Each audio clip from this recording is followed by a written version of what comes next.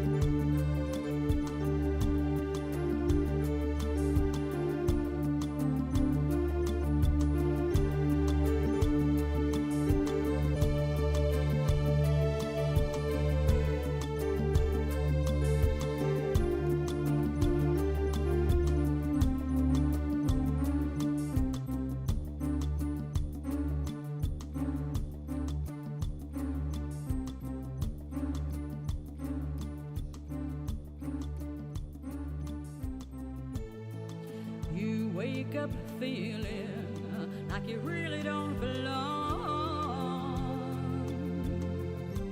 You can't explain it, but when you close your eyes you see familiarity. Are you dreaming? Or on the edge of remembering?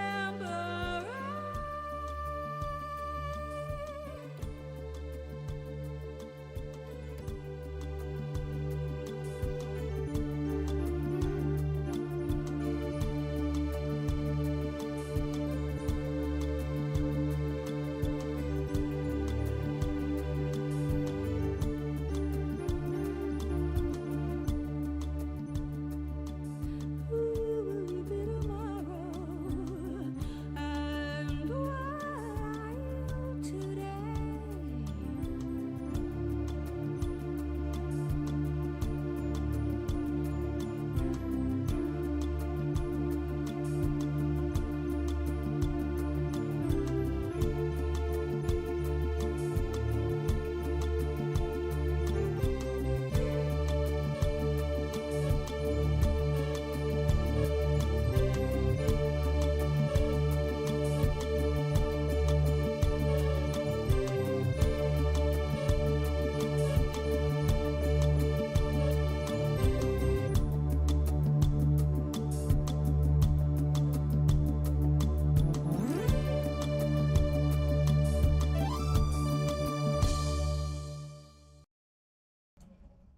Okie dokie.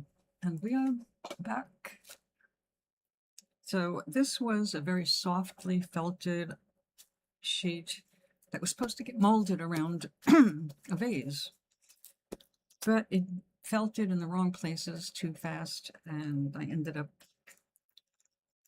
well, too much felt on one end, for one thing, and it did not felt to itself. It was too far felted to get that involved with itself, I guess. But we're going to go ahead and make this more felted. And we're going to use this as, well, I guess an art piece, which we will add to with needle felting. And if I can get this done right today, it'd be great. Then I can work on it tomorrow in with the creative circle, where we all bring a project in the morning and have coffee together.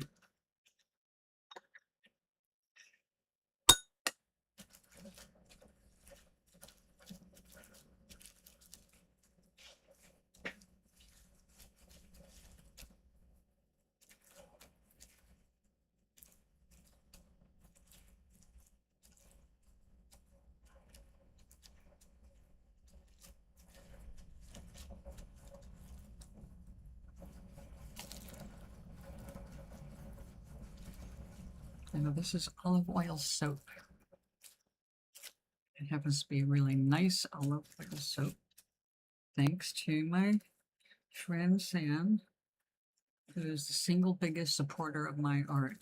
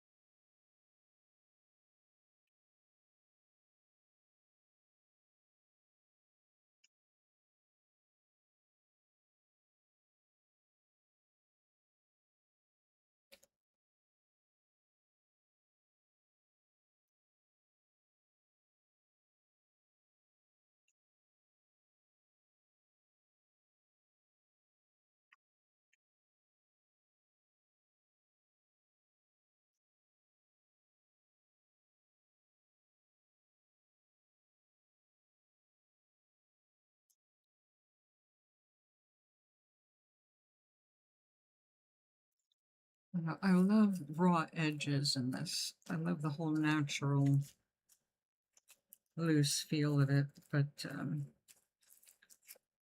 not everywhere.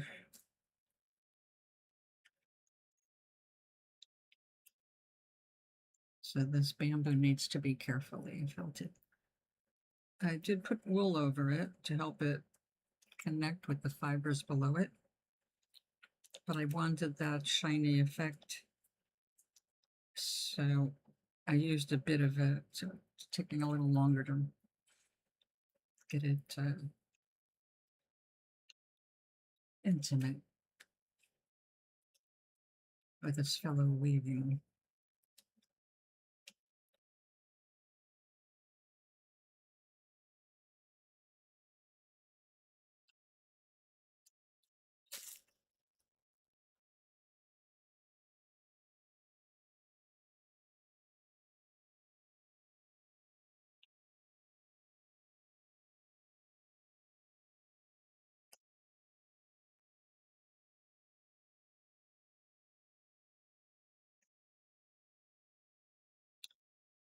Yeah.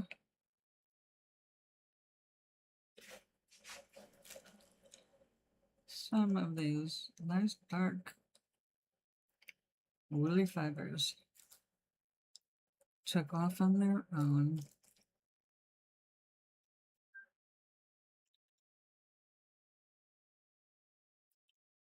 I don't mind a little wildness, but it looks like someone lost a hair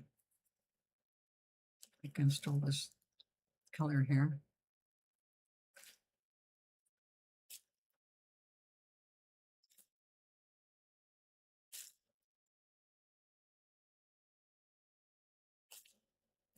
And when I go to add the garden through needle felting, building up, the flowers.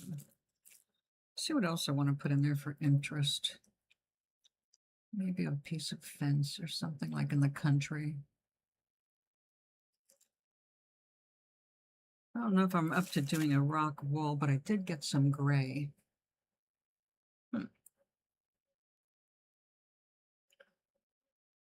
I'll have to think about it. I have to see what it looks like when it's all done. That's usually when I'm the most inspired for the next stage. I don't like to rush my art. Oops, sorry. Obviously, there has to be some planning involved because, well, you need to have enough of your fibers to lay them out.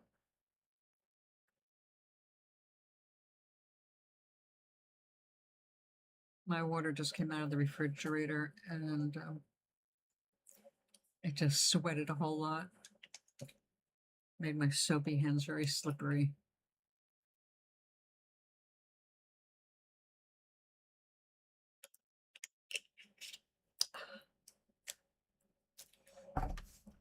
It's funny how easily we forget that soap is slippery.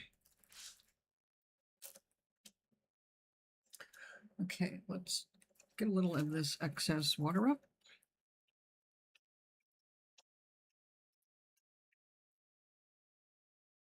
We want the fibers to bind together, not float past each other.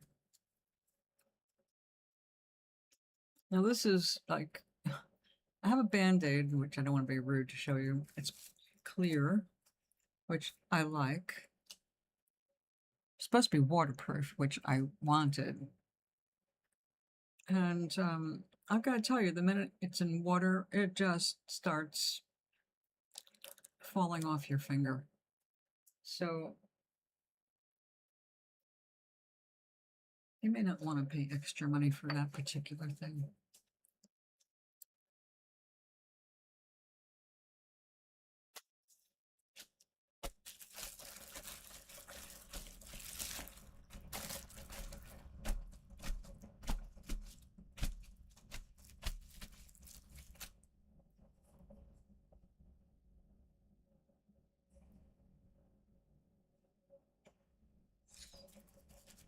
Okay.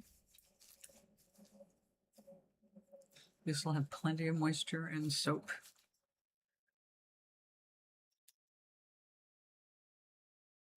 And a lot of water right there.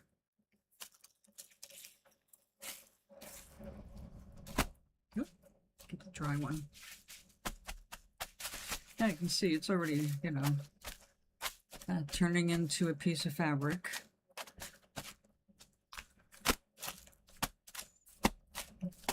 Too soggy. Let's unsog you a little more. We'll use this. Yeah, I didn't bring any more sponges to the table today.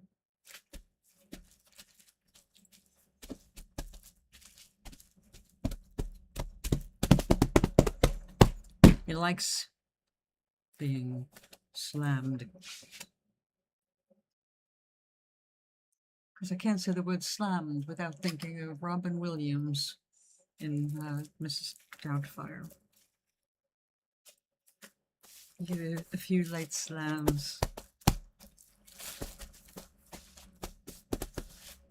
I watched an artist working on a vessel and getting it to tighten up. She'd stuffed it, as you've seen me do, stuffed it with towels to really stretch it out. Oh no, tell me an aloha. And when someone that manic goes silent, there's a problem. Is she still alive?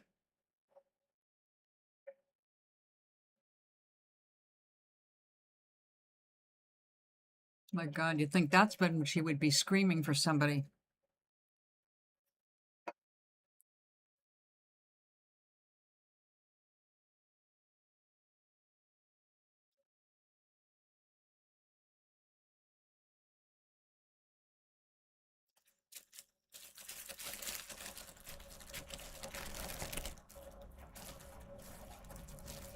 Yeah, we do checks on people here too. Like my friend down the hall suffers from major depression.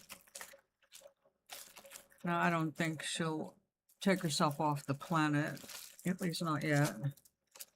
But she's on a bunch of meds, and if I don't hear from her for a couple of days, I send her a text, and if I don't get some kind of a response, I go and knock on the door.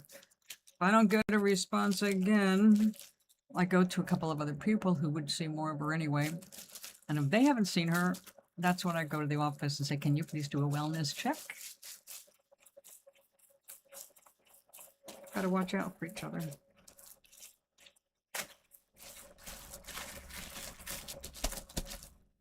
Well, now that they've had this incident,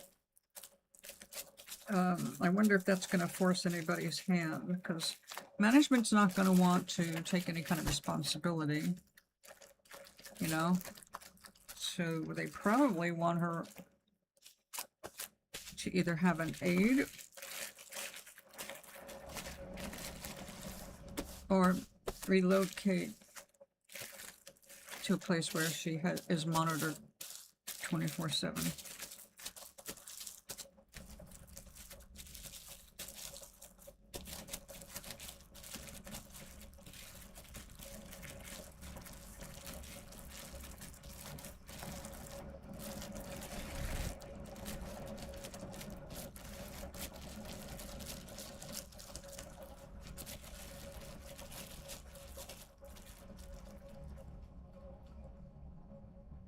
I know. I totally get it.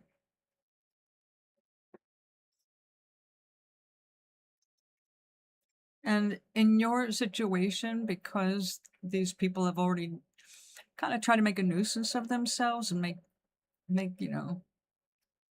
get reliant on you, you have good reason to withhold it.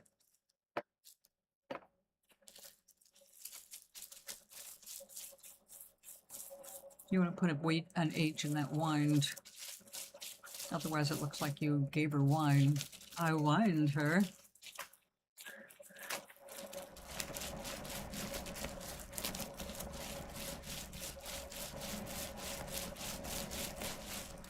No, don't do it.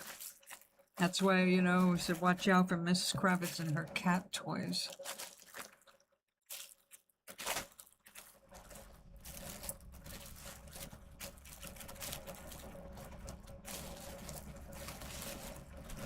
One way to connect with people is through their pets.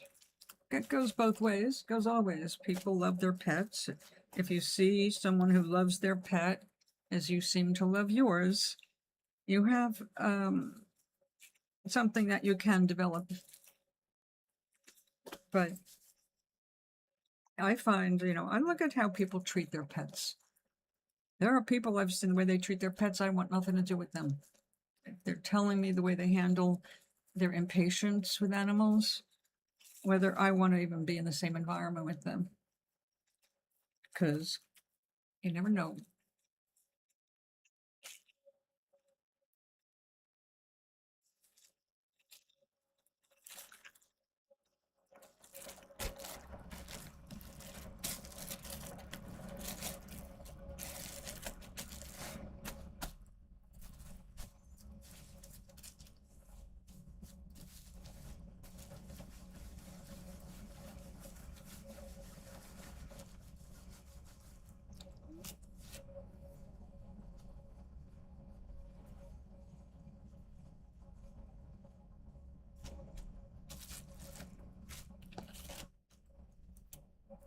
Oops, not big enough.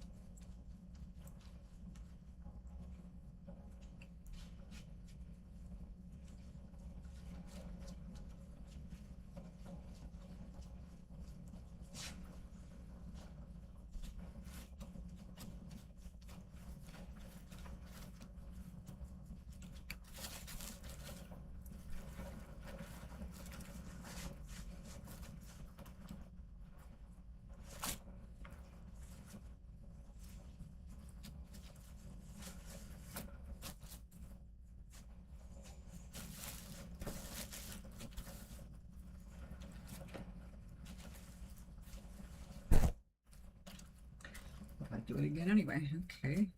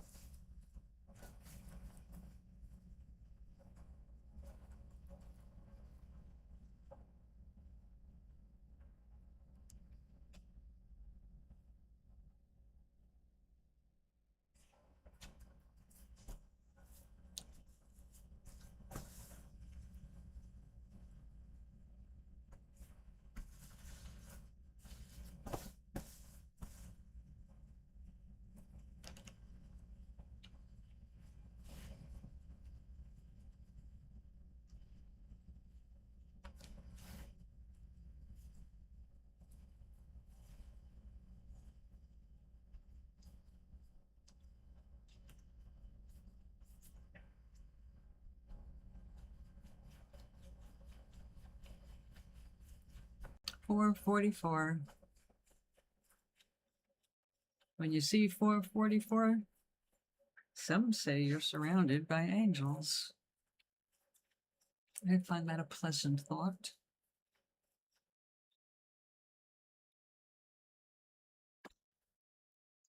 Of course, it also suggests that you're an earth angel. That I wholeheartedly agree with. All these angels who haven't recognized themselves yet.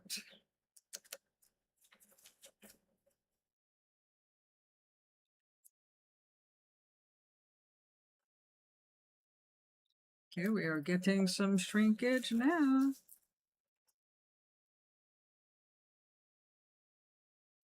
The more it shrinks, the cooler these squiggles get.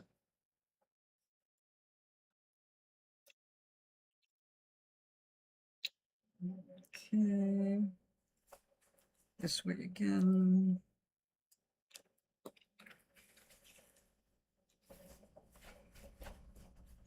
I used the net to start it on the fibrous side so that it wouldn't be displaced, because this is a pretty rough finishing. Craig. Oh no. Uh-oh. Stopping at your place? That's not a good sign. Yeah, that's what I mean. That's not a good sign. You gotta sit down and decide where you want your energy to go. But I will say this. Whether you understand that you are God, an extension of God yourself, or if you are still in the belief system that you have a God, and a God expects things of you. To know what to do, that's when you have to turn to that higher power and say, hey, is this one I should help? And then feel if that's the right person. If you feel anything but love, it's not the right person for you to help. If you feel compassion, you feel like this person needs me, what I have to offer would be helpful to this person, then as an extension of God or a servant of God, you have to follow through.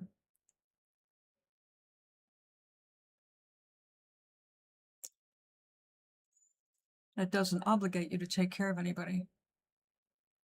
Being there to help advise them, great. But have you ever been a member of AA yourself?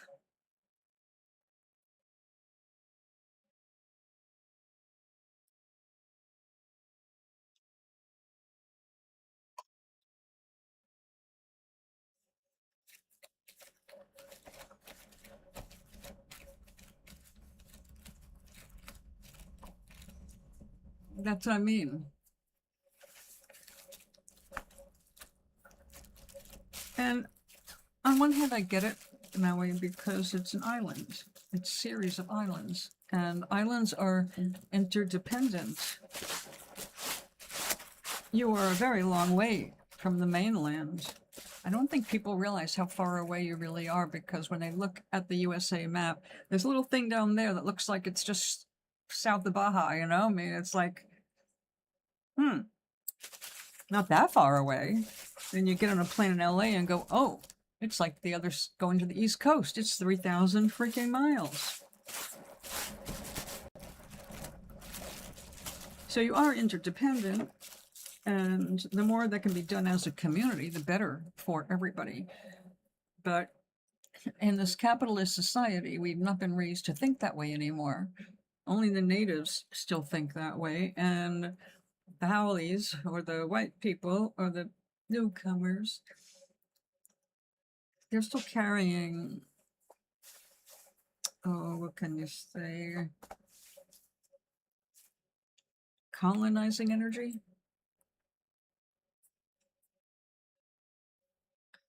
But in any case, we must be part of our society, whatever that is, wherever we're planted. Like we say, grow where you're planted, even if that's a temporary planting.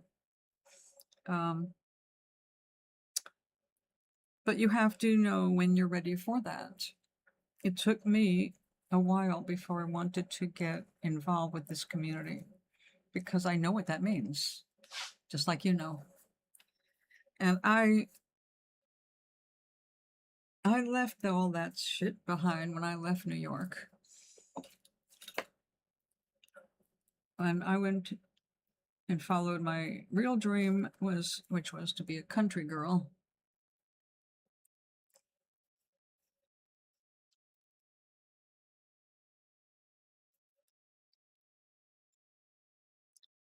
But now I've been kind of called upon, not because anybody called me personally, but because I know shit. And I don't want anybody glued to me either. But we have a serious situation here, and what we have is a lot of stupid people, and tired people, sick people, and it's the entire community at stake. You know, there's a handful of people who don't give a shit and don't have a problem because they'll just do anything not to communicate. Like we've got somebody here who has been keeping people at arm's length, but acted like she didn't want to. And we've had some talks, but she walks around with a shirt that says nobody cares. Like, no, you are not allowing anybody to care. You will not get close enough to anybody for them to even have a conversation. You run the moment you see certain faces, you just don't want to be around them. It's like, okay, we get it. But don't talk about how other people are shunning you or they don't care about you, because you don't care about them. If you don't know what that is actually like, Maui, that's harder. You've got to sit with your own peaceful self and say, I want people who can appreciate just like this, just this feeling, this being here.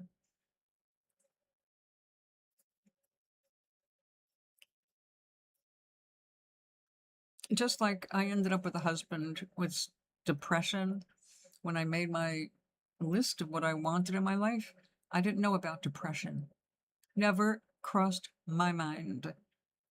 Everything else that I wanted in a man, I ticked them all off. I mean, like Cinderella, okay? I mean, I got all those boxes ticked. Well, he wasn't rich, but I wasn't caring about that. I was an artist and I wanted another artist to be with. But his issues became more apparent over the years. But the depression was right there on the top, and I just didn't understand what I was seeing. So, like a good friend and lover, I just tried to help, which you do whatever you can, but you don't know what you're doing, so you don't get very far. I did learn a lot from the experience. Like, first of all, I'm never going out with someone suffering from a depression again. I can sympathize with their plight, but I can't be around it as a lifestyle anymore, you know? I like my friend down the hall, but I only have so much energy for someone who is always in this very low energy state. So when I'm asking to be around people, there are certain things I really love. I love someone who can hold a good conversation. I love someone who's into the same stuff I am and have the ability to talk about it. So when I think about having coffee with somebody in a cafe, someone on my wavelength, I'm not looking for them to become anything more than a cup of coffee company. And if they turn out to be extremely good company, then the second cup of coffee might happen.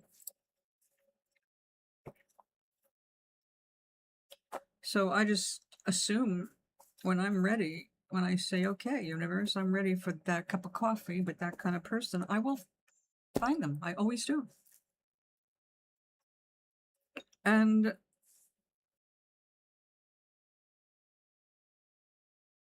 that you can have what you want that brings things to you. If you doubt it, if you can't imagine it, the universe will give you way beyond what you're even imagining. It's the vibration. You have to get to that happy place and be inspired. Like, okay, let's say you say, I want to be around a saner person, and you're not specific. There are lots of people who have good level heads on their shoulders, but if you don't know what parts of that are you looking for, you know? So I don't know. I would sit down and write a list what you'd like in a friend or a companion. And then on this list include, like, how often do you want to see them? Want to see them every day? Want to see them once a week? Because for me, I've got time constraints. I don't want to be around anybody every day. Well, I guess I have to qualify that because every day I'm here, I can visit with you, Gary, other people. So I am doing that, but you're not in my face. I don't have to worry about you cleaning up after yourself in the kitchen or the bathroom or whatever, you know? It's like, good. You make a good long list and you go over it, but because if your list is not changing over the years, that's not a good sign for you. Like, I don't expect perfect people. There's no perfect people. We're all perfect in our own ways. It's you're looking for people who are more simpatico, people who get you more.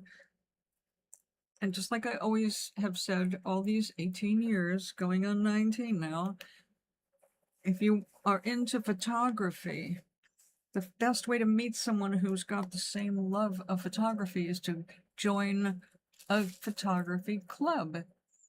Go to a few meetings, see who shows up.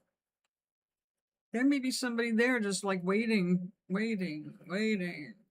for someone to come in and can talk about what they're doing or what they aspire to do or want to go out together and take pictures of the same shit. Was that my first date with my first real love? Was to take pictures at sunrise. It was cold on this coast, let me tell you. It was one of the best dates I ever had. I still remember it. No, not a first kiss, a first date. He made no moves on me. It was so nice and relaxed. I didn't feel threatened. I didn't feel overwhelmed. It was just really good company. And that's what I like in people. I want really good company. And especially at this age, like I'm not going to keep up with younger men the way I used to. In fact, I really don't have any interest in those areas anymore. And I've got so many other interests, and I've only got so much energy. So you have to know how much you're willing to give to a relationship. You want, like I said, think about it. You want to see somebody every day, every other day, once a week. What's your tolerance for other humans?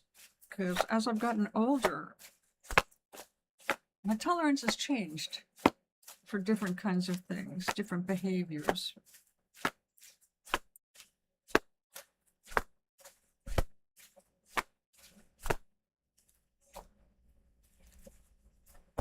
Ooh, we're getting nice and poofy. Yeah, all right.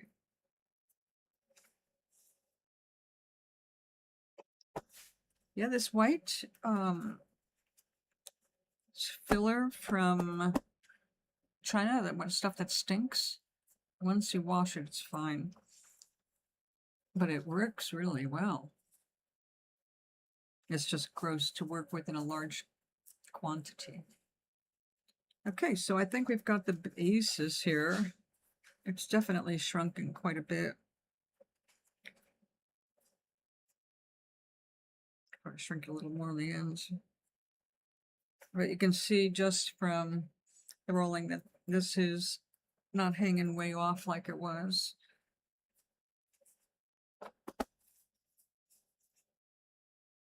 See, what else do we like? What do we like to do, Maui? What's worth leaving your game for?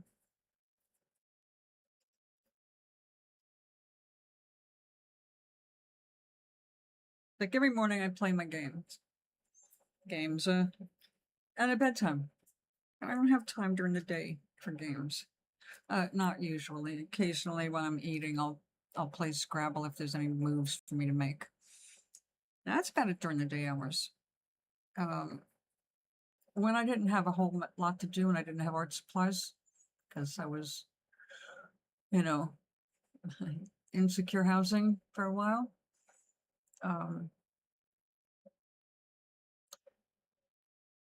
Wait, what? Older and trying. Yeah, you got to do that. That is how you figure out who you are and what you want to be. If we keep going back to who we used to be, we get nowhere. Everybody used to be something. Everybody used to do something. It used to be doesn't matter anymore, especially at our age. It's time to look to the now and near future. What do we want to be? What do we want to do? Yeah.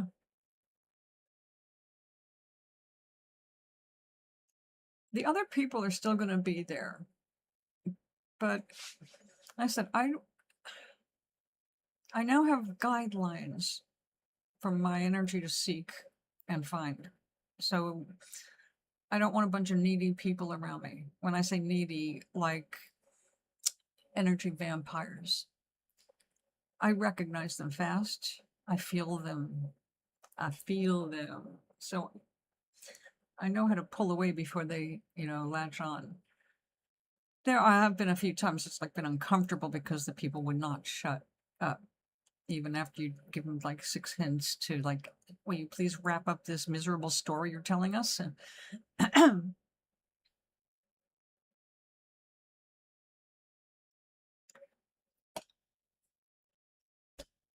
Someone said, well, it's good to talk about those things. I said, to a therapist. I'm not here to table at people with their own problems. I didn't add that last part.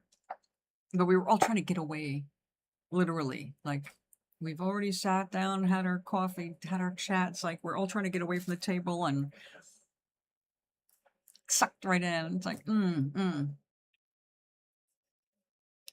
But I'm over it. I'm really good now. I said, then stop talking about it. Now, if we want to move forward, we can't be talking about our past. Everyone has had shit on their plate. Everyone's had a breakup. Everyone's had a crazy mate. Everyone's gone through some kind of financial crisis. The handful of people that have never had those crises have never had normal lives.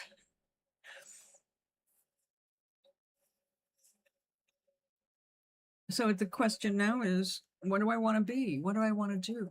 It's not too late for you to be what you want to be, unless you're talking about, well, now I'm 75 and I've got a shitty memory and I want to go to college and become a doctor. I would be examining your dementia if you said that. But your age does not get in the way of you going to the library and taking out a book on virtually anything and seeing if you learn something or can learn something. So it's not over until you say it's over. So what do we want to do for tomorrow? What do we want to do for the next week or so? Like, although it's not what I would have chosen. Yeah. Oh, I get it. These are people that sometimes you inherit, sometimes you're born with them, but crazy doesn't have any preferences or favorites. Crazy hits every family somewhere. Oh yeah, the ongoing stupidity. Yes.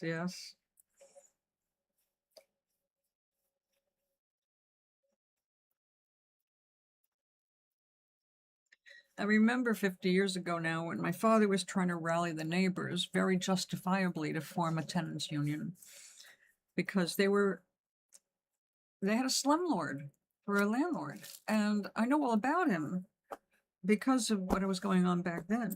But also since, and like I said, I had a client when I was in North Carolina up here in Connecticut. And when she told me who her landlord was and her father's landlord and what kind of problems her father was having and blah, blah, blah, was like, oh my God, that man is still alive. And then I got caught up on his history, and he's gotten away with, well, now he's like in his 90s or maybe even dead, but he and his family caused misery after misery because they were vengeful landlords, slumlords. But because of all of that, because my father got legal aid, like he was persistent. He got lawyers to help out the people that were living there. And now, even though his name does not come up in the history, probably because my father wasn't suing them personally, he was trying to help that woman whose toilet fell through her floor to her kitchen. That's how he got involved. Now, you see, I know better than to get involved in a personal thing here. If there's a person having a problem in their apartment, I am not going to be the one that leaps to their defense and try and get the stuff done faster. If they come to me, which there's been no reason to do that until recently, for advice, it would be like, well, you need to find out what your rights are in this and who to call. Obviously, they need to take care of this. It's bad for the building, like a leak, mold in the walls, things like that.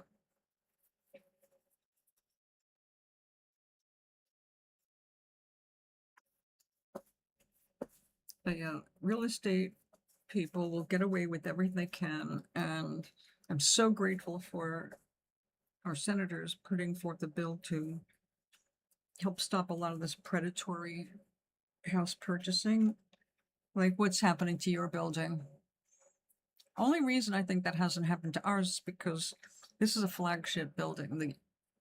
Two of the people in the company, of the management company, are brothers, and they own this building. Well, when their dad dies, they'll own the building.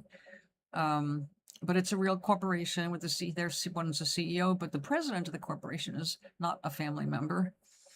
And the more I looked into what can I do about the situation here, the more I found out, like, this is their slum. This is the one that they keep because it's the flagship. It's a family-owned thing. And they get, it's 110 units. They get plenty of money. But they don't want to put any money out because they've got luxury apartments that they manage, like high-end places in Boston. And that's where the money goes. That's good business sense, but hurting the other people is not good business sense.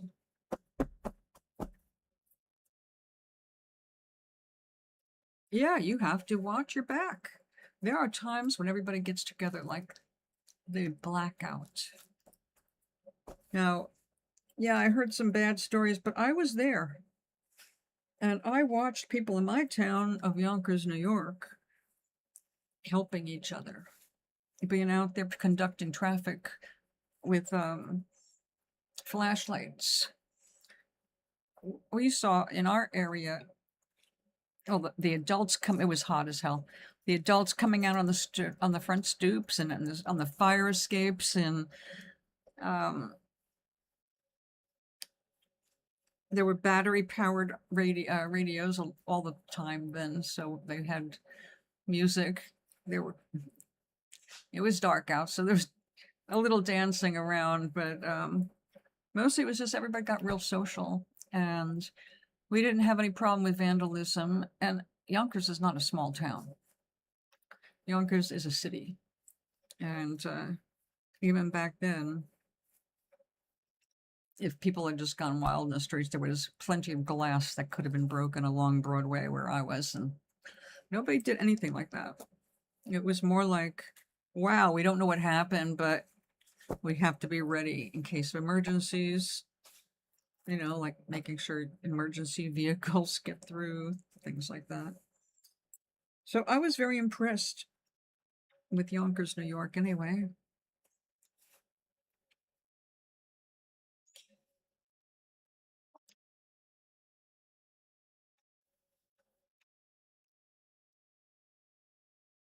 I did not have many.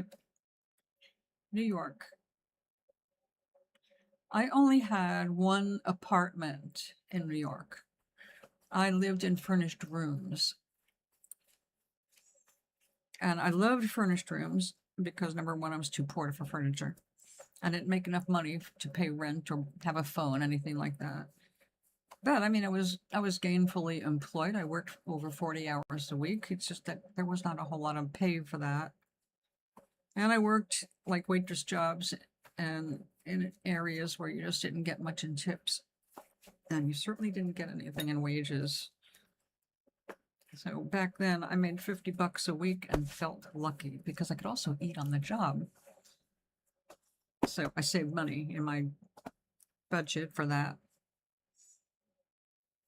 But furnished rooms were great because if I changed jobs, I would look for a furnished room closer to my job because I didn't have a car. And instead of relying on the buses, although they ran like every 15 minutes, I didn't have to because I could walk. And I used to do a lot of walking in New York. Keeps you healthy. Also, I developed a trucker stride. I'm out of that now, but for years, I have to admit, I did feel kind of masculine the way I walked. I was not a feminine. I mean, feminine with what I wear, but I walked like a trucker, trying to just cross distances as fast as possible. Also, I used to have to trudge up a hill to get to school on time. So I did a lot of this going uphill so I wasn't late for school. No, not an attractive walk by any means, but whatever gets you there. Okay, we have definitely gotten more shrinkage out of it. Look at that. It is the same size as the mat. We're going to stop there because I'm assuming this is standard frame size. I'll see what I've got in frames. I think mine are actually much bigger, which means I would have to make a nice mat for this. But we are not done. I can always make another mat, a pre-felt for this to go on, which is an interesting thought. Like, what color would I like to make the background?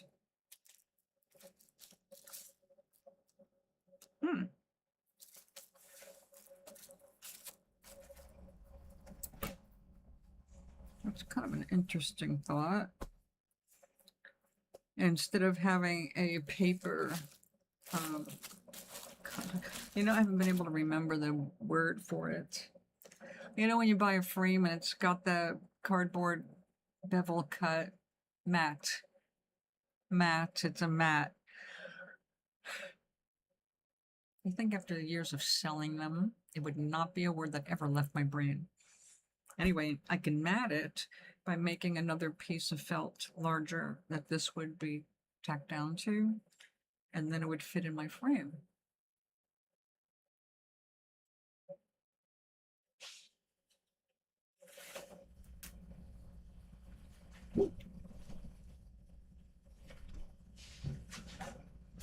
Let me see.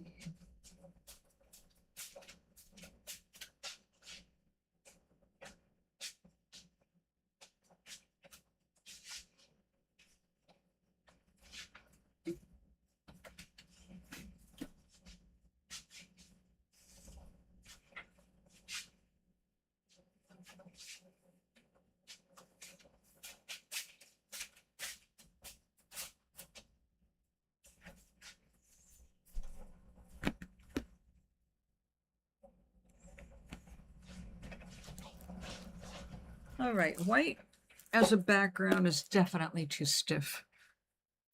Too much contrast there. I don't like it.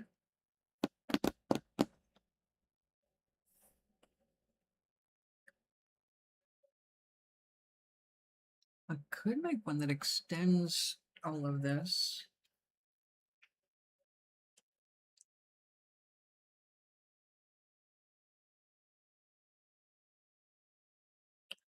What about a blue sky up here and then come down looking like a fence? No, I'll believe that for this. Okay. I'm thinking.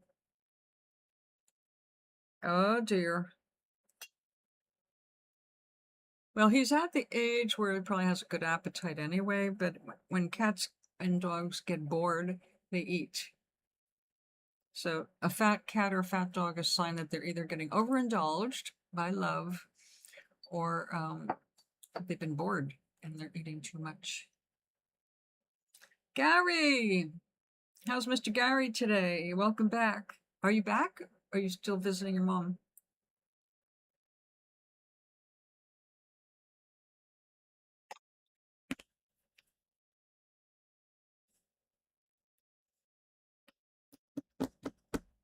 Well, that's pretty big for this time of day. I'll have to leave this till tomorrow. I do like that idea, though. I haven't tried that before. Usually I'll make a make a picture and then needle felt into it. Like the one I did the other day, which is, I don't know where the heck I put it now.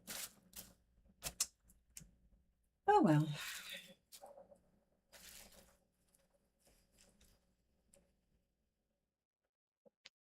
Oh, not bad. You've been back. Cool.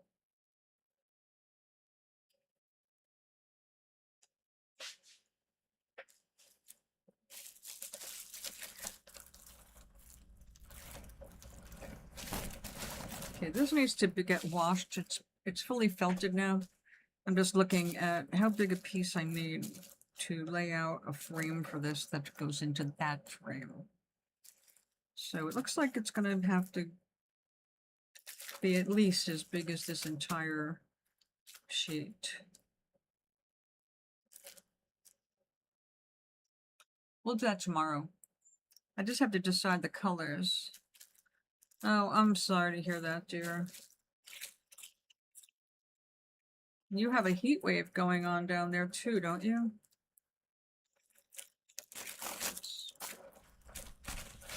Get these out of the way. I have another piece.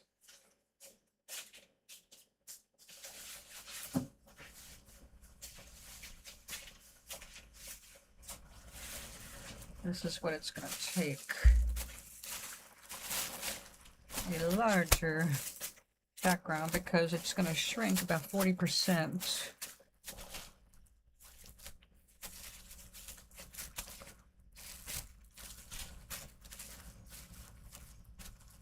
So,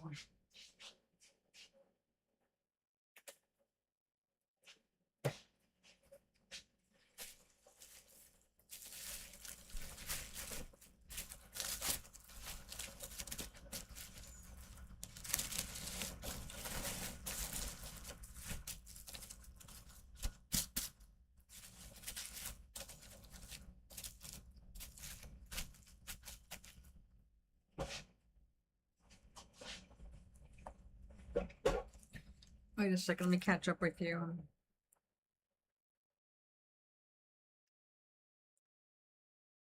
Oh yeah, I would hope so.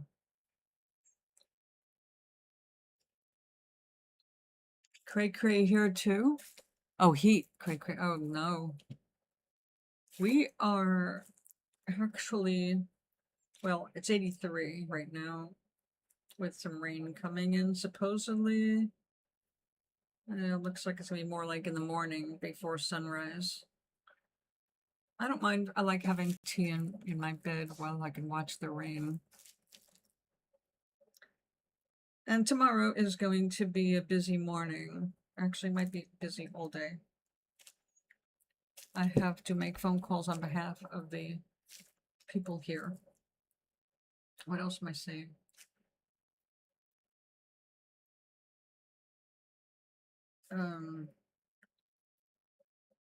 Uh,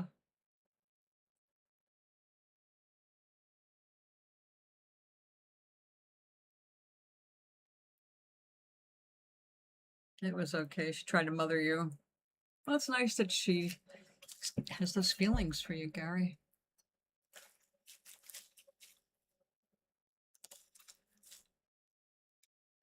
It's those little motherly things that annoy us and then we miss when they leave us. Only 86. So yeah, well, you've got humidity, don't you? Like, that's what we used to get in North Carolina. The humidity would be so horrendous by 4 o'clock in the afternoon. We'd just be, well, we'd go out back to watch the sunset because before they started cutting trees down, the sunsets were absolutely spectacular. They inspired me to buy my first expensive digital camera, the skies. And they cut the trees down and changed our sunsets.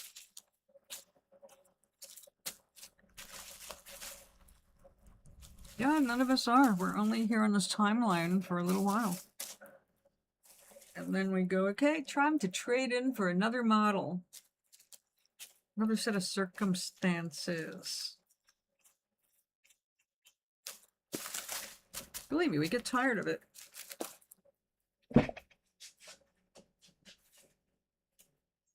I'm gonna grab, oh, that's wet. Okay, hold on a second. I've gotta rearrange my towels here. Got some stuff soaking wet. Here, dry. Thank you. I'm gonna pull some colors up here and use some imagination.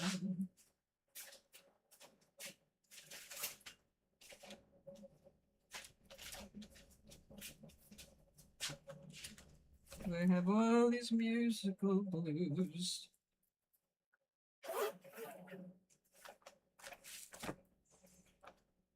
Can you see them? Yummy, yummy, yummy. I love wool. My friend and I are going to be going to a farm next week to observe and purchase some wool that's been blended with alpaca, all local grown. Like, ooh, local? I'm here for it. Okay, so this is a gorgeous color. Love this. We've also got the sky blue, but I don't know if I've got enough sky blue. That is beautiful merino. I also have this gorgeous deep blue. Contrast is nice. I want to kind of bring the sunset out. No, I should have contrast. All right, let's think.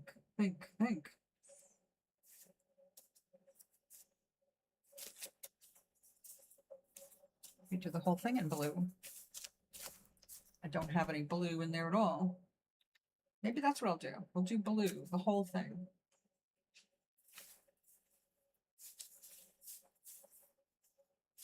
What do you think?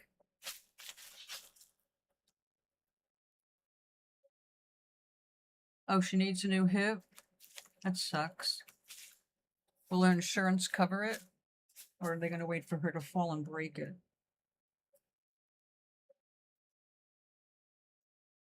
Yeah, needing a new hip in that age is not all that unusual. Just depends on your genetics and your life of activities. And whether or not you have fallen.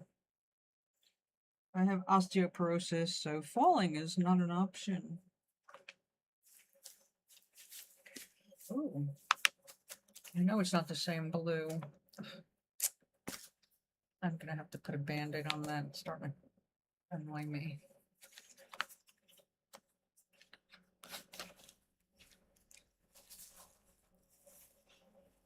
I think we will. We'll go with that. We do have another blue. We could go with instead. I've got to do one or the other. And this is gorgeous, but I think it would blend in too much. There's not enough contrast. It has more green in it, which will help tie that in. What the hell? We're going to go with that and this.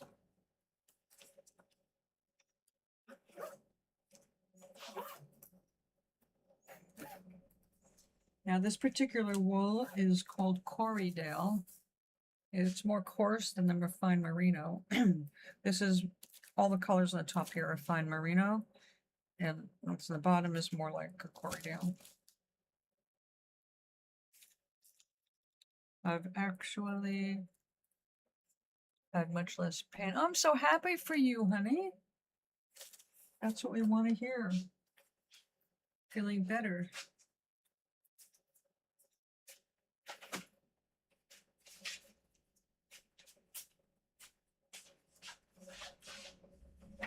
I had Tai Chi today, and then after Tai Chi, we had an ice cream social.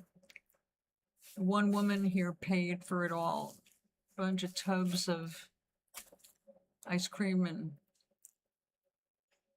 the fudge sauce and butterscotch, sugar-free butterscotch, which actually was okay. Whipped cream, sprinkles, and I made myself a little sundae. It was awesome. I haven't done that since I was a kid.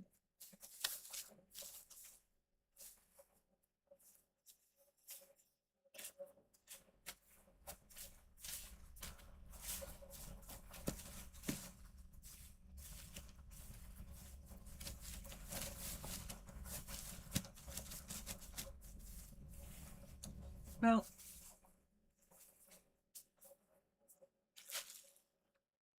I still have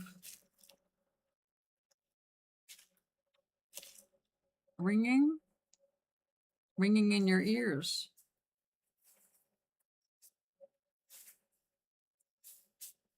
That's terrible.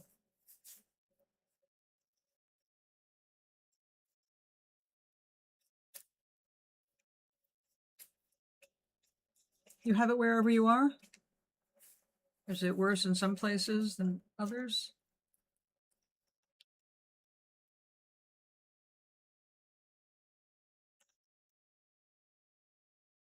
Okay, yes, and you deserve one. I'll be right back because I want to get a Band-Aid.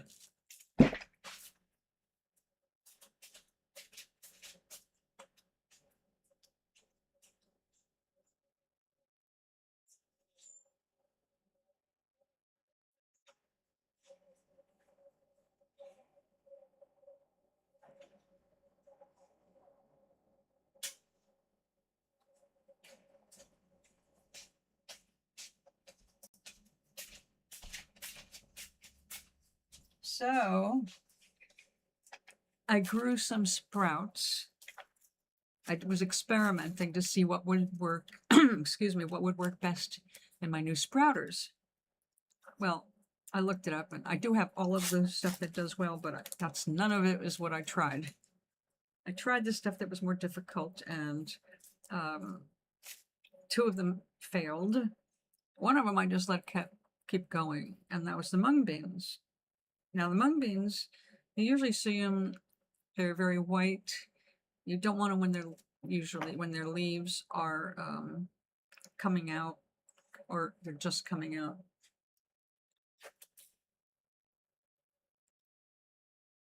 That's what I get for putting my hands in hot water without rubber gloves.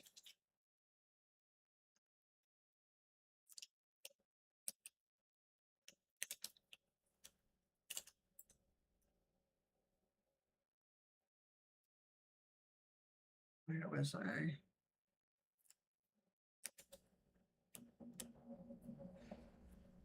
These are the weirdest Band-Aids. And when I first put these on, I was like, hey, this is pretty cool. Nice snug fit. It really seals itself down on your skin. It's waterproof. I thought this is great for, in case I have to like wash out my cup. As soon as water hits it, it starts to like curl away from your skin. Any water gets underneath it, it's history. So it's like, maybe you shouldn't be talking about how waterproof it is.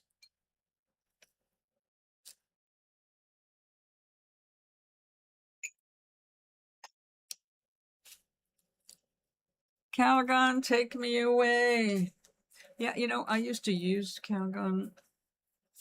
My first apartment in Yonkers did not have a shower head. It just had a bathtub, but it was a big bathtub. And I got myself this crocheted shower curtain. And I got a good price on it because it had been in the window of the store, and it was faded unevenly. Originally, the color, I guess, was kind of like this, pink or something, but it got kind of mottled because it was in the window. So I got it for a very good price. And the first thing I did was dye it red. That was a mistake because it looked like blood.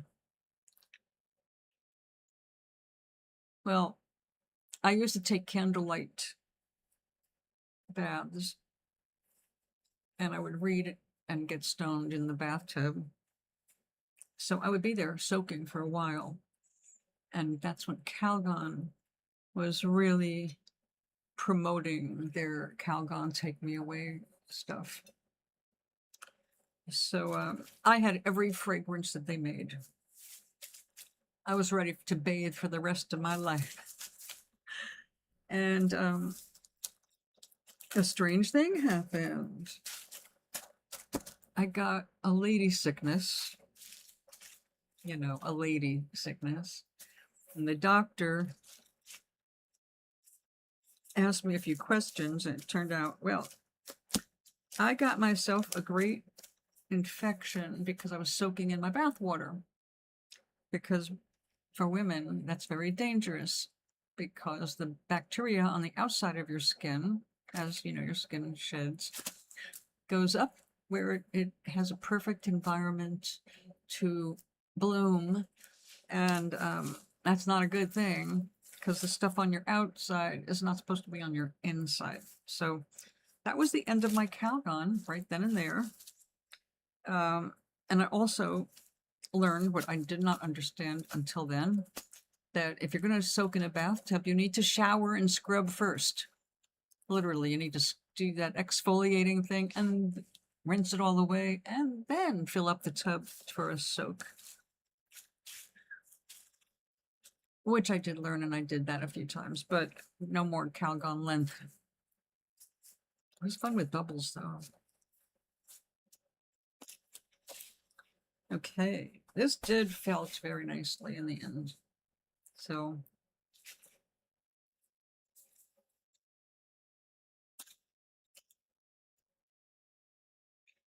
Now, mind you, I was only 19 years old when I was learning all of these things. Young people, unfortunately, all these things that happen to you when you're young, not enough people teach about those things. They teach about lots of things that are important, but some things they really kind of skip over. Like, I heard something recently. It's absolutely horrifying and laughingly stupid at the same time. That men, young men anyway, are afraid to wash their buttholes really well, or their testicles, because they got the impression somewhere along the line that paying attention to getting that area clean is gay. Like, huh? I guess you never dated a woman, because women do not want to sleep with a man who is not very clean. I mean, that's period. No arguments. We do not tolerate dirty men. But where they got the idea, they're seeing it washing up carefully as if they're playing with themselves. So somebody needs to tell them, if they're that focused on that, well, guess what? You're gay.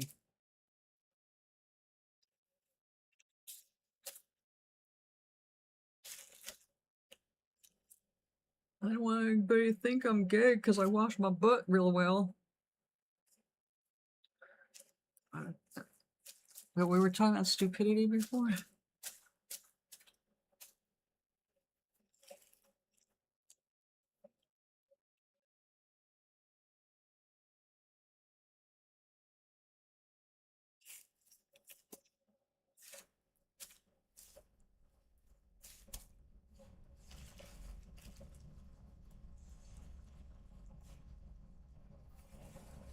Now I have to say thank you to the MAGA movement for their red hat warning signs. Because, like, you see that red hat and you know, oh, go the other way. They tell you who they are right up front. Oh, I know. That's pathetic. It's because they're afraid of their own sexuality or their own curiosities. It's like, just, I don't know, watch some porn. Get over it.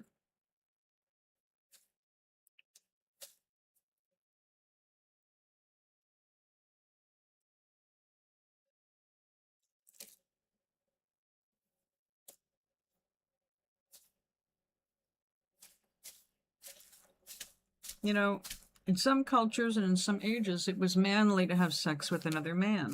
They felt you had to be a real man to have sex with a man, that a woman did not compare. Because a man knew. And only a man could understand a man. So, talk about gay. Those are Roman soldiers.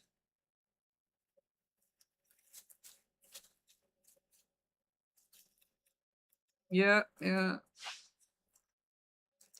They may be invisible, but we see them. I said there. Thank you for letting the world know what you are before we even have to interact with you. We just can just go the other way.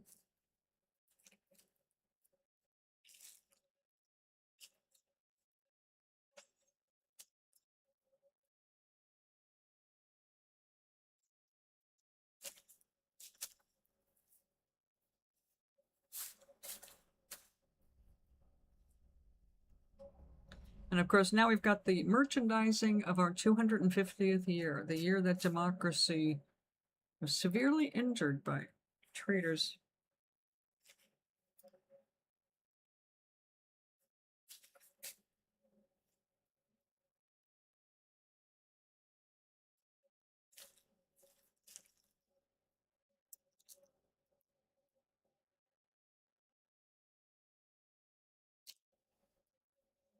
Good. You should be.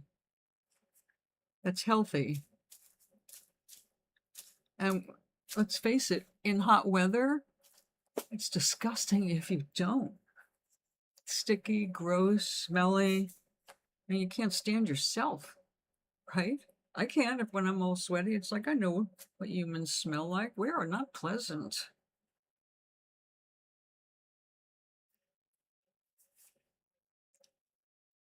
Like my very fat neighbors are very clear about. So no, when you are fat, you really have to clean very carefully because you have folds other people don't have.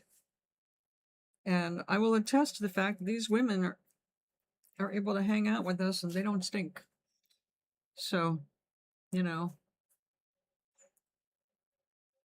yes, that's true too. That's true too, Doc. Like I said, a lot of cultures think that the men are so superior that they are the ones that should be having the relationships, and the only reason they need women are to give birth. Oh, and take care of them.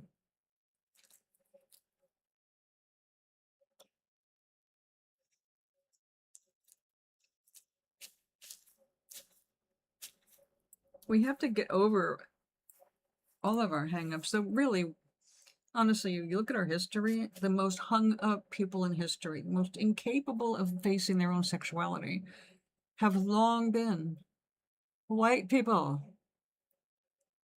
I know, as a white person, they're terrified of sex. And you would think, coming from a Nordic country originally, or they think, that when they're very open about teaching people about things, they don't get overexcited about normal physical things. The way everybody here goes, ew, they turn into 6-year-olds. Look, look at that. Oh, it's like, getting old enough to use a cuss word or something. It's just so exaggerated. Other countries, but the problem is they've not been anywhere else. They don't see how the rest of the world lives. They think that their little world is all there is. Now, I had this person say something that pissed me off, but I didn't want to embarrass her in public, so I didn't say anything at the moment because we were getting ready for the manager meeting, and I wanted to keep everybody, that I knew, calm, so they could hear what was being said without reacting, just listen, make notes. And she said, because I said we need to make sure that the notices going out to everybody are in Haitian Creole and Spanish. And this person spoke up and said, well, if I'll tell you one thing they always know right away, money. They know money. And I wanted to say that's because the numbers are the same in all languages. They just have to have, like in English, one, what's that equal to in a British pound or a euro? But numbers, you don't have to learn over when you're learning a new language. So it's like, yeah, you know what? That's such a racist freaking comment.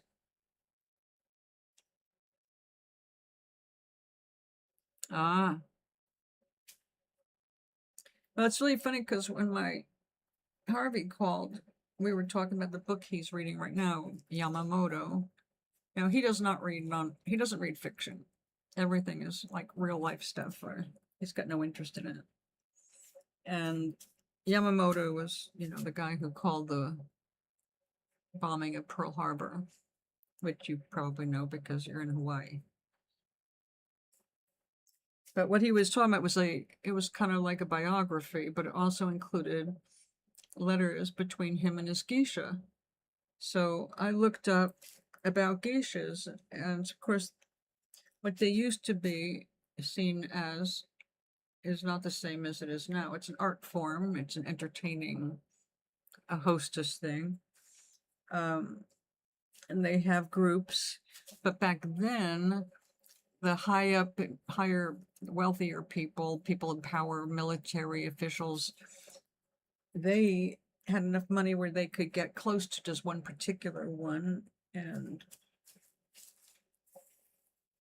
they would make sure that would kind of happen. But back then, people were in arranged marriages, and it was acknowledged that they were frequently loveless. They were done for different reasons. So they did not look upon affairs the way we do, because they didn't love each other from the start. They did their official duties, giving birth to the children, doing what they had to do socially. But the wives were not looked upon like dismissed or anything.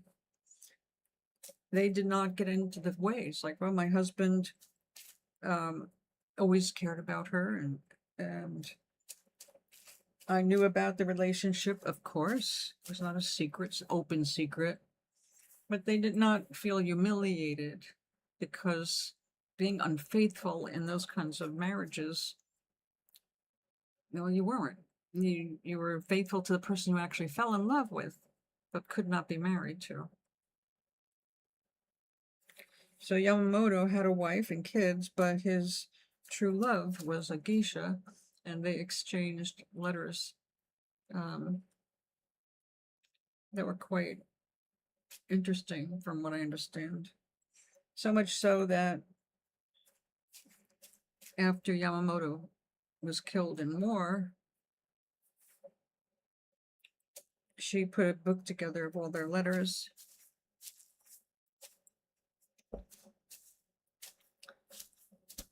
And they said when they brought his body back, and apparently they walked the funeral procession by her apartment so she could have a final goodbye.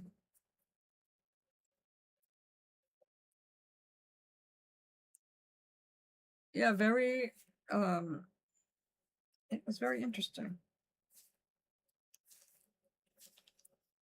Now it's way different. Now in Japan, no kind of infidelity is permitted. And they're very clear on that. And geishas do not do the same things that they did back there during the war. The whole perception of them changed. They are artists, and they're hired as entertainment.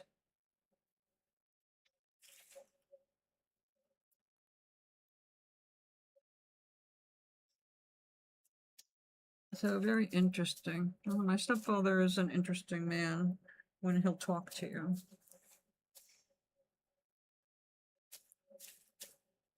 He's what I guess is categorized as a high-functioning autistic man. He has problems with certain kinds of communications, emotional stuff. He can't really handle emotion well. But he is an interesting person. He's well educated.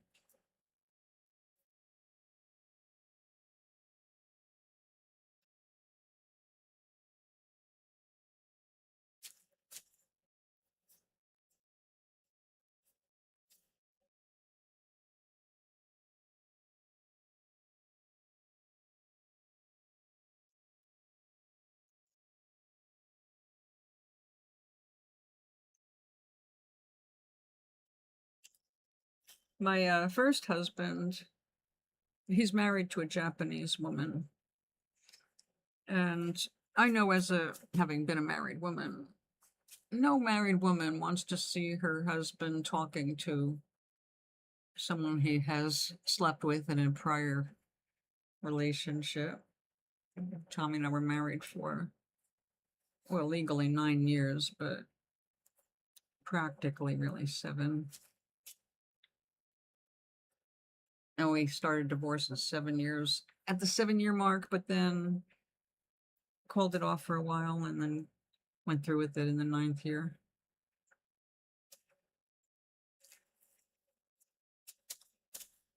But we were good friends, and we made it very amicable.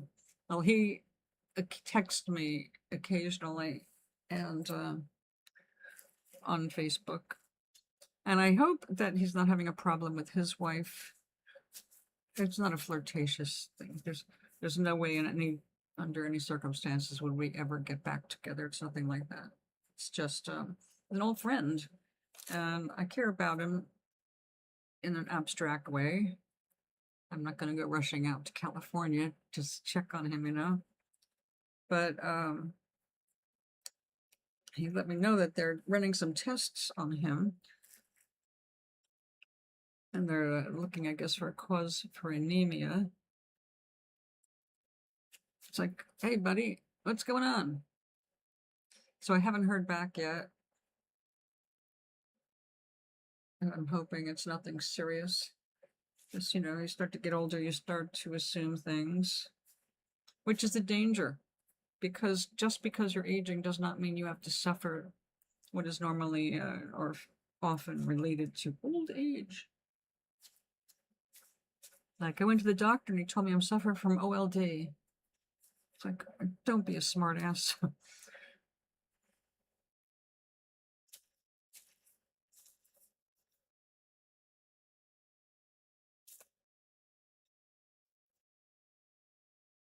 This is so beautiful.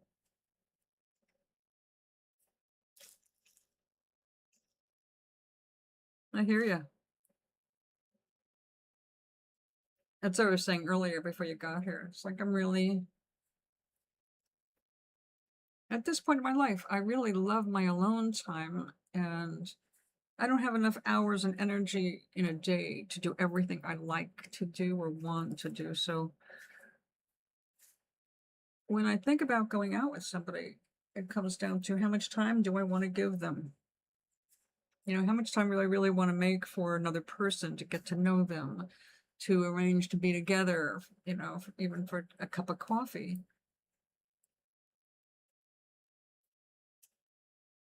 So I am a good attractor, generally speaking. Still learning my way around Earth, but I know that if I wanted to go out with somebody, I would attract somebody. But the message I've been giving to the universe is not now, not now. No, no, thank you. Nice people, nice men, arm's length.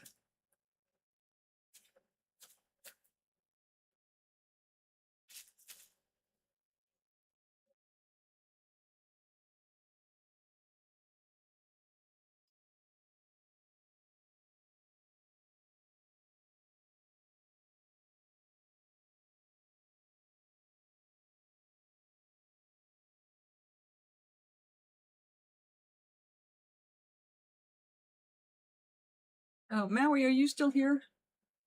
I gotta tell you something because it brought you to mind because of conversations we've had here.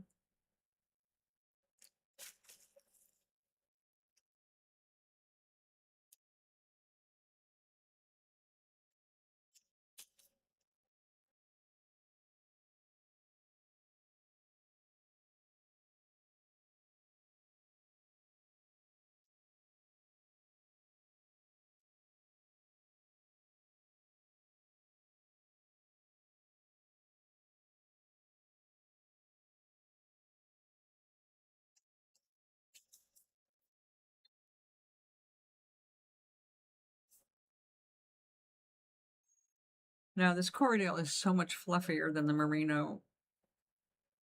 It's very easy to work with.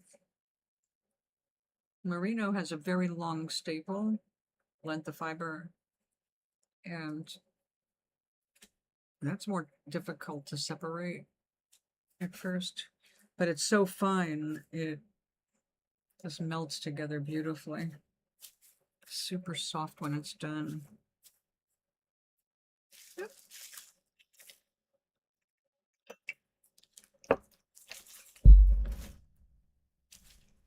Now I forgot what I was going to tell you. Oh, yeah. Okay, I have every episode of The Big Bang Theory, and I watch them over and over while I cook. So seen them. I probably have them memorized and not even realize it. I watched an episode yesterday of when Leonard and Sheldon go to Skywalker Ranch in a detour from going to give a lecture. And a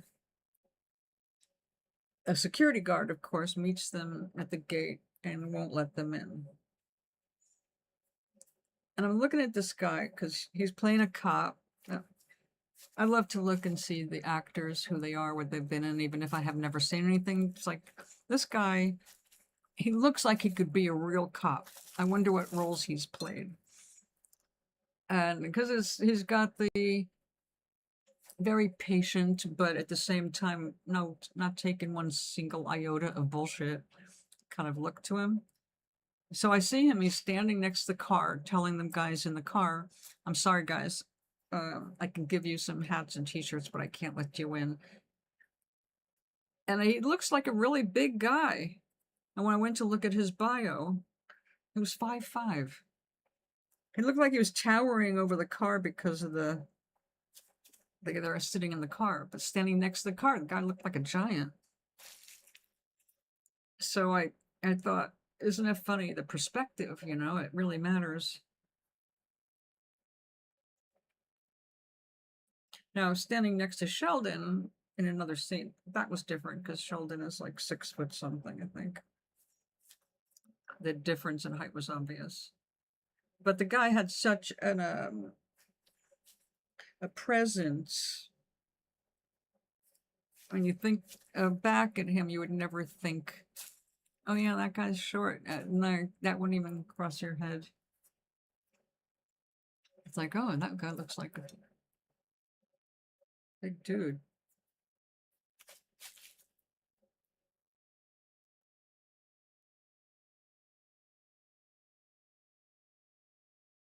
Now, I've never gotten taller than 5'2".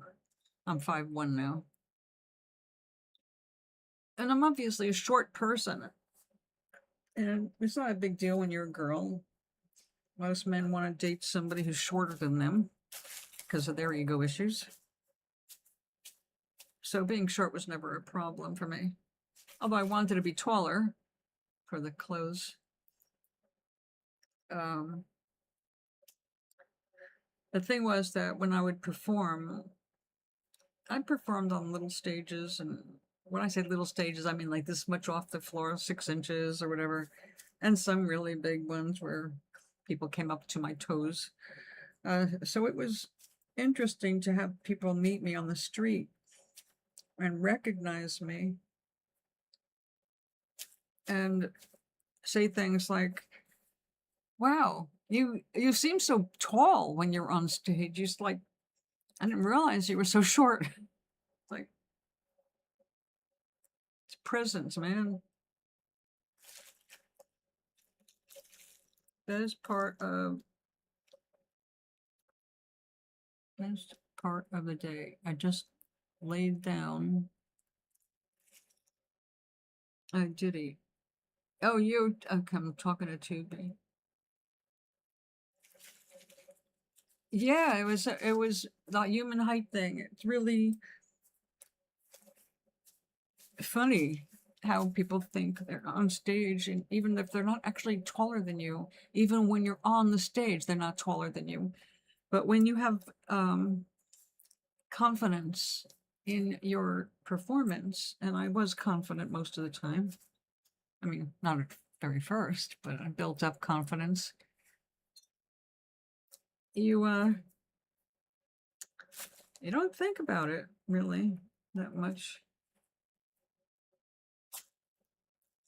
What did I do with that bamboo? There it is.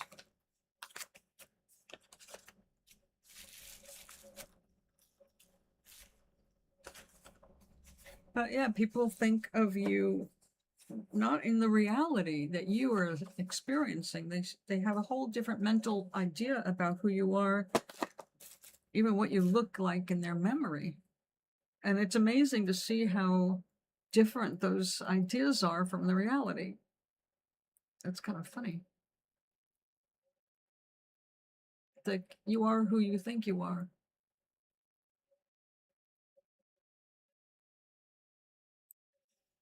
Oh, look at that.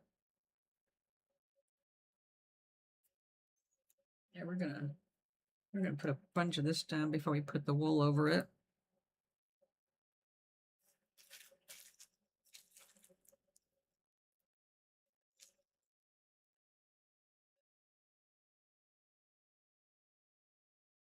Now, frankly, as a short person, I did enjoy dating guys who were shorter. It wasn't so much pain in the neck when you wanted to kiss them. Tall guys, it's always a pain in the neck. I mean, literally a pain in the neck from looking up and keeping your neck. Yeah, it's like pain. Which is like my first husband, he was like the perfect height, 5'10" or so. Second husband, well, he was more like Thor. He was tall, 6'1". And yeah, it was hard on my neck. Tuesday I felt tall.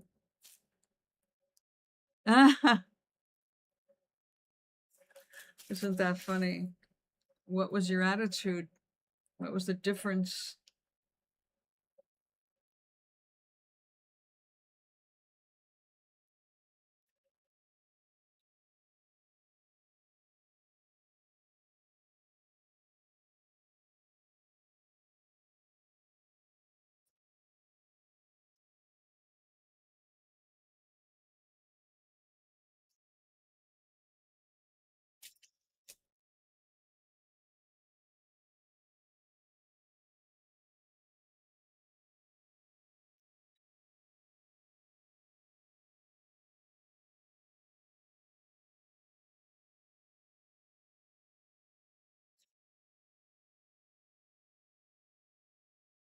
How we think about ourselves, our world, what's possible, what's impossible, shapes our lives. And I look at the people here, and we have all kinds of people here, obviously, just like you do. It's a large building, you've got all kinds of people from literally all over the world, which I like. I love diversity. You get to try different foods, you get to hear different music, you get to see different styles and patterns and fabrics. It's wonderful what we can share when we're more determined to learn about each other than criticize, condemn, or judge others. But the bigger problem, I think, is people's lack of confidence that they have any effect on what's going on in the world. I find it disturbing that so many people are focused on, I hope that happens, I hope. It's like, you have to be a little bit more positive than, I hope that happens. Oh, it might not happen. Well, they never do this. They never fix it, or they never, it's like, oh yeah, okay, I see what kind of reality you're creating. I don't want to hang around with you because I don't want your energetic stuff touching my life any more than I can help it.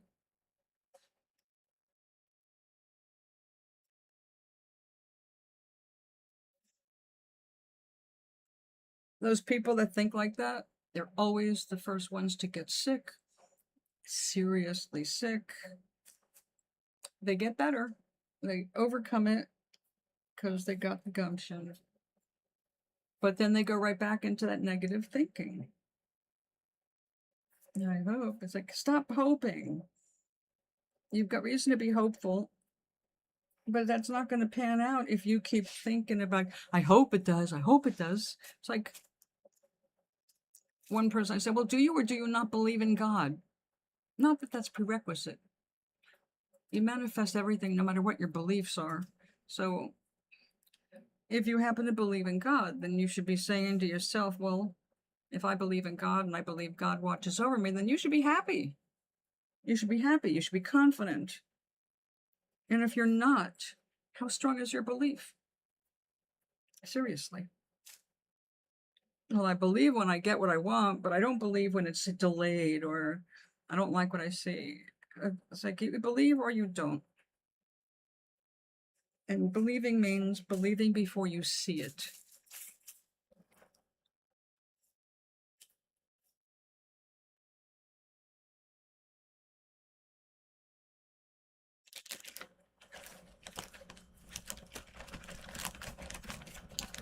Do we have any blue silk?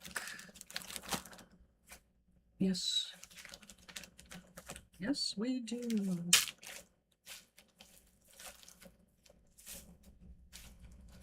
Not sure.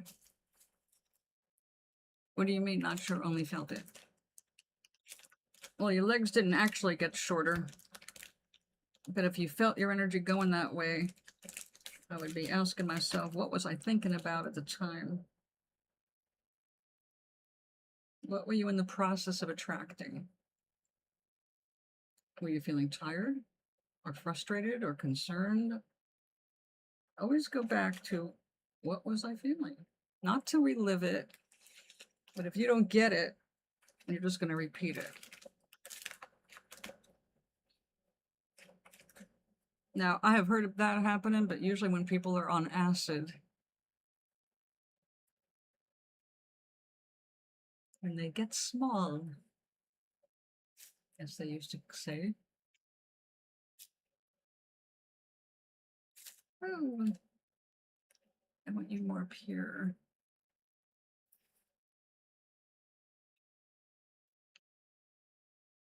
No, you're ugly. I'll take you out. Silk is so light, it gets stuck on the tiniest little bump on your skin, as if it was a hook.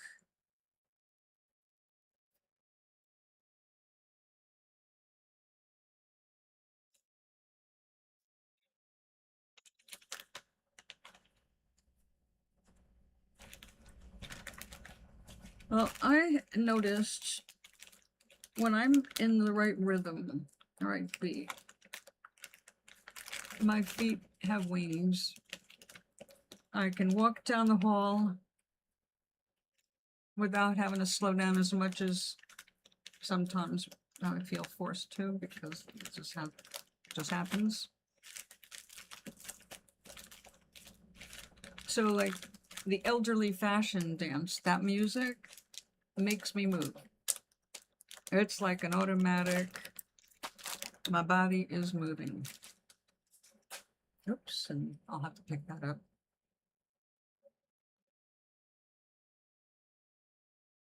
You went that way. Okay, we gotta go back this way.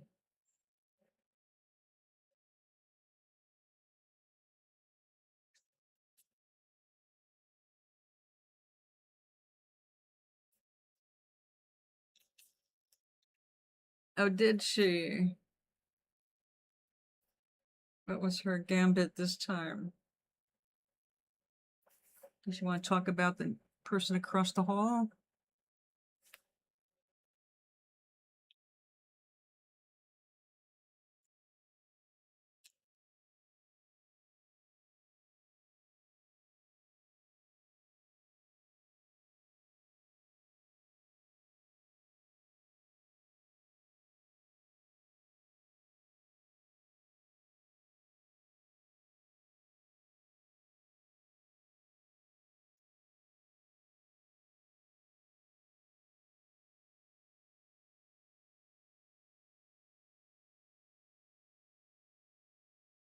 Now this is gonna go in the middle.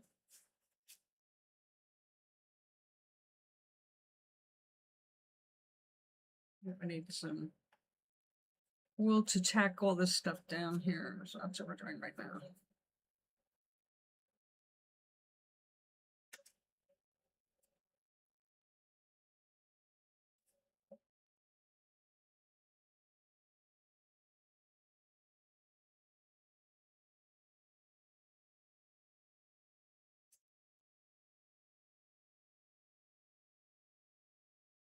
Yeah, this is my first art piece, intentional art piece, to hang up like in frame.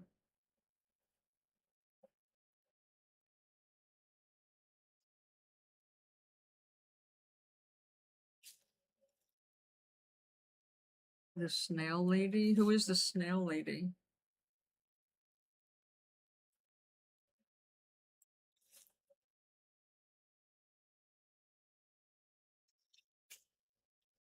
Mrs. Kravitz? Ms. Kravitz?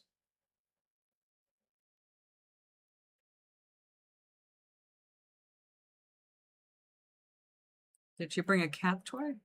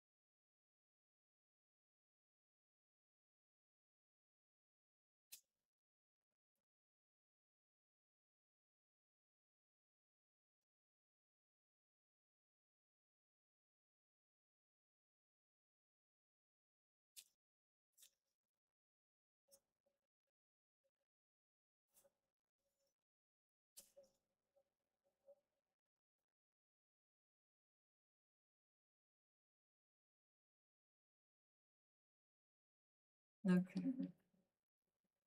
Oh, cool.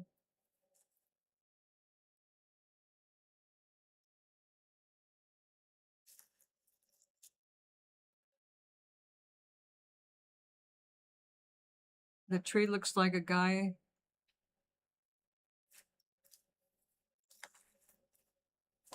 Smiling.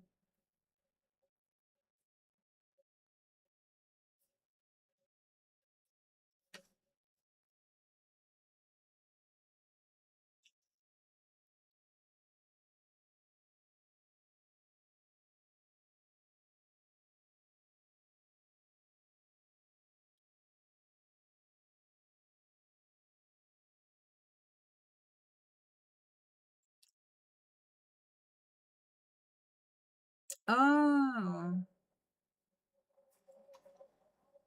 I think I see it.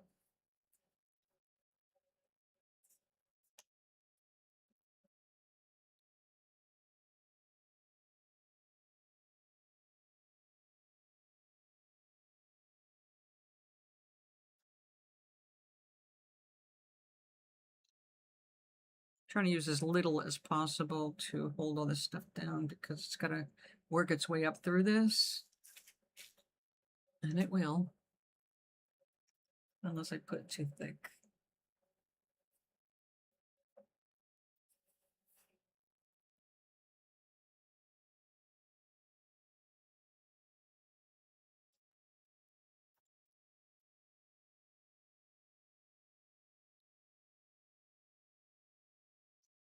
Just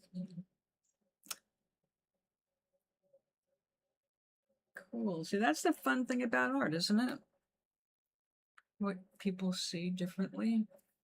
But when you see things that aren't actually there, but are. I love that. So it makes you able to stare at a painting for hours or day after day. Always find it interesting.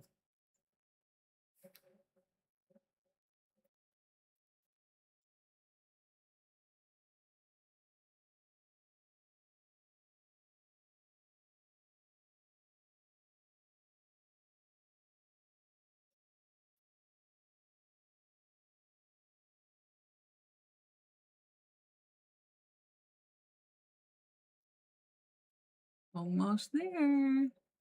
Now, I'm not going to wet this down until tomorrow. So tomorrow, my schedule is as follows. I have a grocery delivery coming in between 9 and 11, and I've got the creative circle with a cup of coffee between 10 and noon. So Friday for you will be the same as my Fridays. I come in after lunch. No, I will be busy all morning.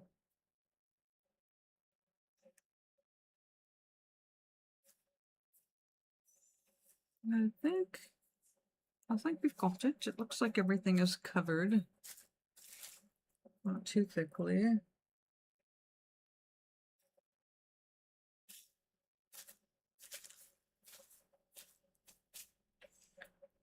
Oh, just because it shrinks so much, I think I'm going to put a little fringe on the outside edge. Like that. We'll end up with this lacy bit. But that'll give me a little bit more leeway in fitting it in the frame at the end.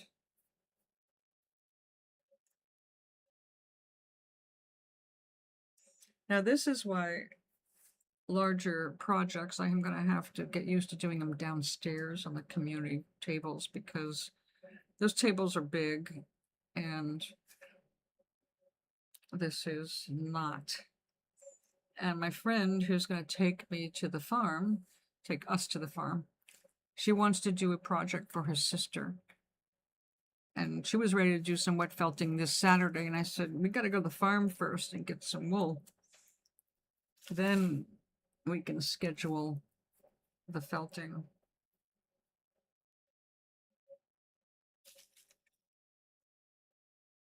Thank you.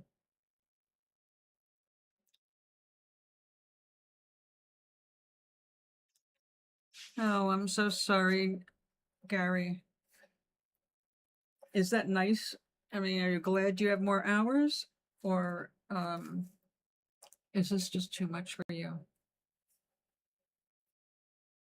In the summer, anyway. I'm sure if they treated everybody humanely and kept the place cooler like it should be, you wouldn't be so exhausted.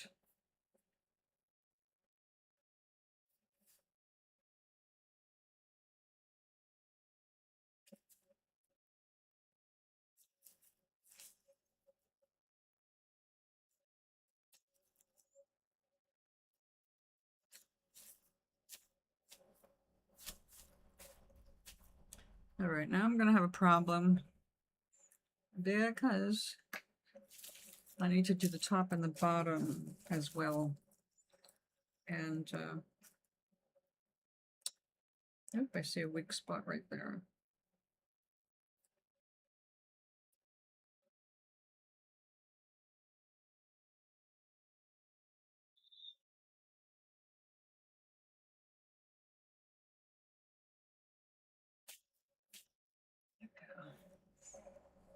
Wow. Now this is why I have to change the way I order my wool, because buying 1 ounce or 2 ounces at a time is just not adequate. As soon as I get involved with a project, you know, we're going to start to see how fast that wool gets used up.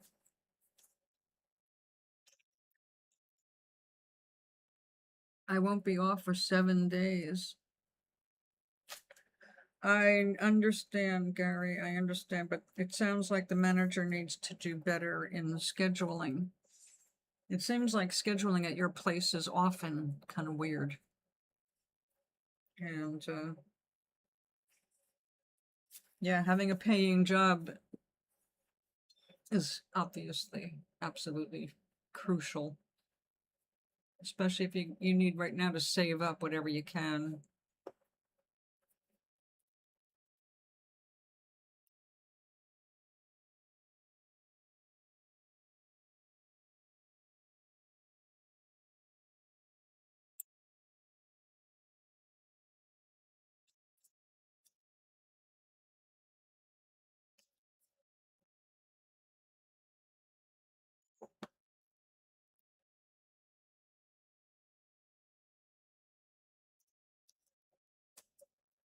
I don't want too much overlap there because we want this to be fringy.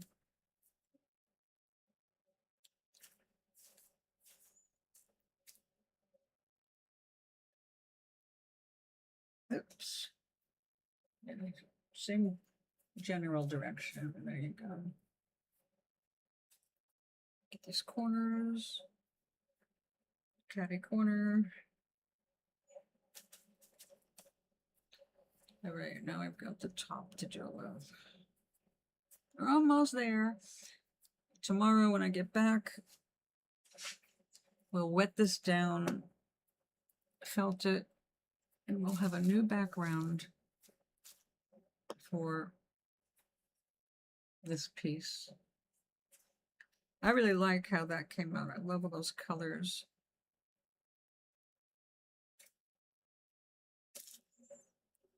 All right, we're gonna have to get clever here. When I wish I could remember people's names, but the woman at the owner of, or the main owner of Living Felt in Texas, does wonderful videos, and she was showing how to do a scarf, a long scarf, when you don't have a table as long as the scarf. So I was looking at it because I've got a 100-year-old scarf. There's definitely no room here to do that. But the whole process of doing a little bit and then rolling it up, it's like, depending on the project, you know, for the 100-year-old scarf, I need the whole thing laid out so I can arrange the silk threads on it. And then, so it's going to be a different project. Now, I have discovered I cannot bring my laptop downstairs because no Wi-Fi. Otherwise, I would have you in on Maureen and I working together to make a couple of larger projects.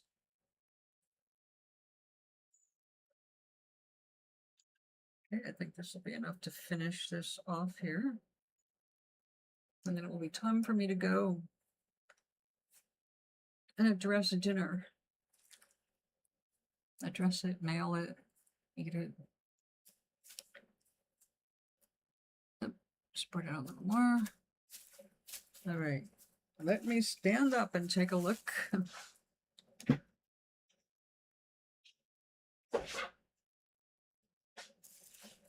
This is the biggest piece I've done so far. It feels good.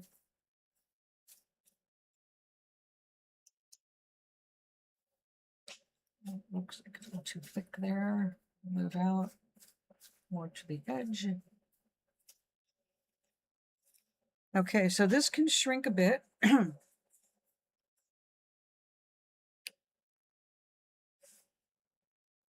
All right. Well, this is all I can do until tomorrow, guys. Once I start adding water, I'm committed for 2 hours of work on it. And I'll be hungry long before that's done.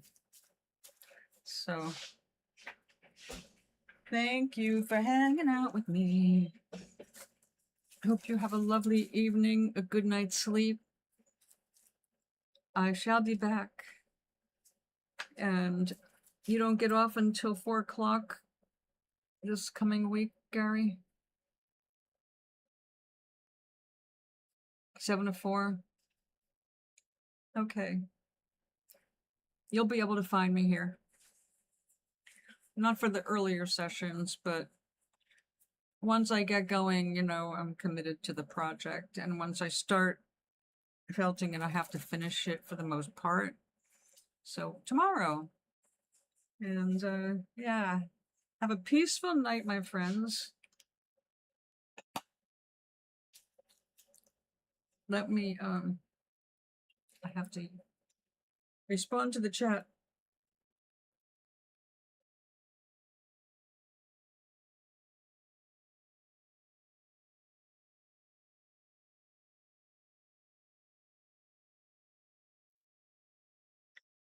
Okay, dokie, my darlings.